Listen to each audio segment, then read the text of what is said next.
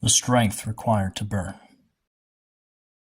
When the poet's pen has all but dried, liberty at last shall meet her demise. When the trailblazer grows weary and despairs in stagnancy, the enemy will have struck a devastating blow, with courageous ingenuity never again being known. Age of the foreign conscript. The silliest notion took its place as an inscrutable fact. The proletariat homme, once hailed, is now assailed, with the traditional route reduced to a mere fringe dream. James Dean in Contemporary America. An enigma with classical features and model-esque definition, is not an inductee of the protected classes' abolition.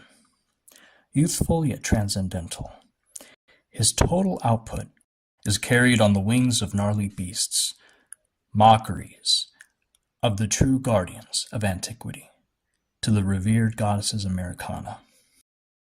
Twisting of the archetypes, indoctrination, and command of the unwitting hive at will render him no vantage points, nor a dignified platform upon which to stand. Youthfulness is green, they claim, and yet they forget Alexander. The fate of Nick Drake.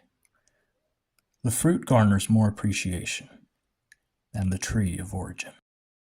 The photograph, in the centuries that follow, commands much more respect and praise than the model breathing apparatus. The fox and the eagle. Wild animals have no pride. They solely reproduce and dutifully survive. The path before them is simple and plain, and malignance is not the force that renders unto them sheer pain.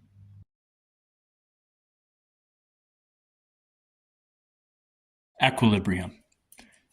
All the isms of man, his nefarious tools of spiritual bombardment, are the vices and the hidden devices of his duplicitous nature.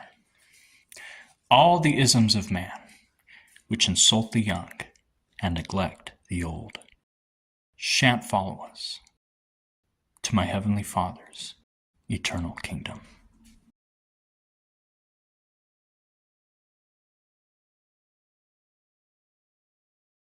Oceans of love. The world may loathe my name, and may cast stones as their loving tribute. But their finite pond of sheer contempt and hatred pales in comparison to the unending and always accessible oceans of my Heavenly Father's love.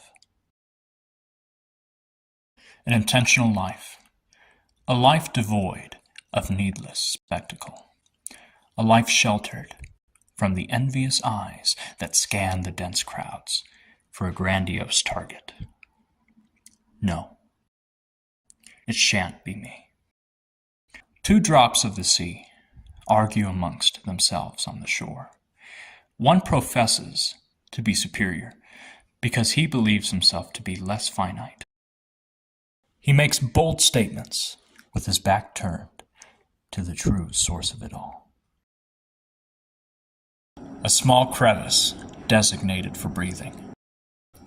The erudite man, the most prized racehorse in the virulent cesspool, is one misstep and one fatigue shy of the irrevocable dissolution of a carefully crafted facade. Would-be saboteurs.